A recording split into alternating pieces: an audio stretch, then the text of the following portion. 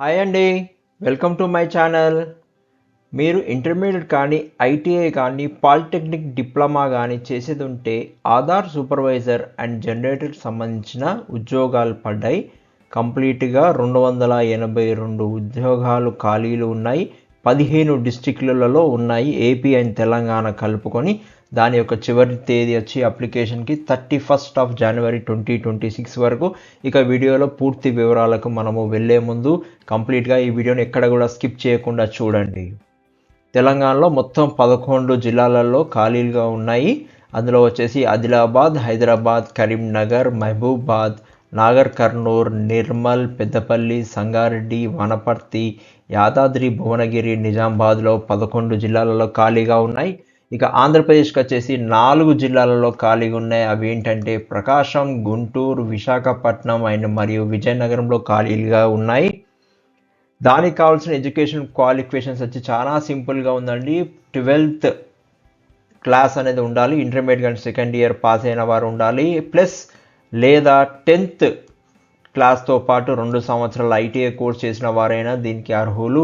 లేదా 10th class చేసి పాలిటెక్నిక్లో 3 సంవత్సరాలు చేసిన వారు కూడా ఈ యొక్క కోర్సెస్కి అర్హులు. ఇంకా మిగతా అదర్ క్రైటీరియా చూసుకుంటే ఏజ్ వచ్చేసి మినిమం 18 ఇయర్స్ అనేది నిండి ఉండాలి. ప్లస్ కంప్యూటర్ స్కిల్స్ అనేది బేసిక్ నాలెడ్జ్ అనేది ఉండాలి.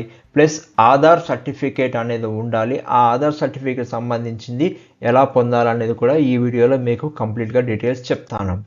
ఇక జీతం వచ్చేసి వివరాలు, శాలరీ డీటెయిల్స్ వచ్చి సెమీ స్కిల్డ్ మ్యాన్ పవర్ కోసం సంబంధిత రాష్ట్ర ప్రభుత్వం నిర్దేశించిన కనీస వేతనం చెల్లించబడుతుంది. ఏదైతే మినిమం శాలరీ వేజెస్ కింద తెలంగాణ కానీ ఆంధ్రప్రదేశ్ స్టేట్లో ఆ స్టేట్స్ యొక్క రెగ్యులేషన్స్ ప్రకారంగా ఇవ్వడం జరుగుతుందని చెప్తుంది. అంటే తెలంగాణ మరియు ఆంధ్రప్రదేశ్ రాష్ట్ర ప్రభుత్వాలు నిర్ణయించిన కనీస వేతనం ప్రకారం జీతం అనేది ఇందులో ప్రొవైడ్ చేయడం జరుగుతుంది. ఇక ఇంపార్టెంట్ పాయింట్స్ టు రిమెంబర్ ఏంటంటే ఇది ఒక కాంట్రాక్ట్ సంబంధించిన జాబ్ అండి. ఇది 1 year వరకు ఉంటుంది. తర్వాత పొడిగించడం జరగవచ్చు. ఇందులో అర్హులు కాని వారు ఎవరంటే విలేజ్ లెవెల్ ఎంటర్ప్రెన్యూర్స్ ఎవరైతే ఉన్నారో ఈ ఉద్యోగాలకు దరఖాస్తు చేసుకోవడానికి అర్హులు కారని చెప్తున్నారు.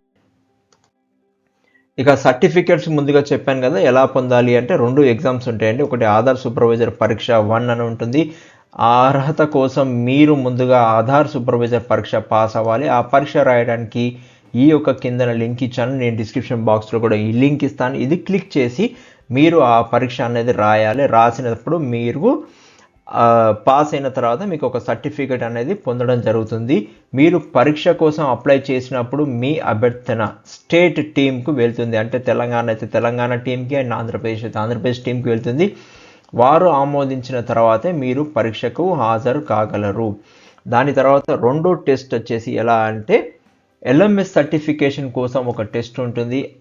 ఆధార్ సూపర్వైజర్ పరీక్ష తర్వాత మీరు ఎల్ఎంఎస్ సర్టిఫికేషన్ కూడా పూర్తి చేయాలి. మీ ఎల్ఎంఎస్ ఐడి మరియు పాస్వర్డ్ క్రియేట్ అయిన తర్వాత ఆమోదం పొందిన తర్వాత మీరు ఈ క్రింది ఇచ్చిన లింక్ని నేను డిస్క్రిప్షన్ బాక్స్లో ఇస్తాను. ఈ లింక్ని క్లిక్ చేసుకొని మీరు ఈ ఎల్ఎంఎస్ సర్టిఫికేట్ అనేది ఎగ్జామ్కి అప్లై చేయాలి, పాస్ చేసుకోవాలి.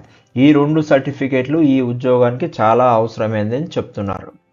ఇక మనం చివరిగా గుర్తుంచుకోవాల్సింది మళ్ళీ ఒకసారి రిపీట్ చేస్తున్నాం. ఉద్యోగం పేరు వచ్చేసి ఖాళీ వచ్చి ఆధార్ సూపర్వైజర్ అండ్ ఆపరేటర్స్. ఇది సిఎస్సిఈ గవర్నెన్స్ సర్వీసెస్ లిమిటెడ్ సంస్థ నుంచి వస్తుంది. ఖాళీలు వచ్చేసి మొత్తం 282 ఉన్నాయి. తెలంగాణకు 11 జిల్లాలు ఉన్నాయి. ఆంధ్రప్రదేశ్కు 4 జిల్లాలు ఉన్నాయి. చివరి తేదీ వచ్చేసి అప్లై చేసుకోవడానికి 31/01/2026. ఇది ఖచ్చితంగా గుర్తుపెట్టుకోండి. మీరు మార్క్ యువర్ క్యాలెండర్స్.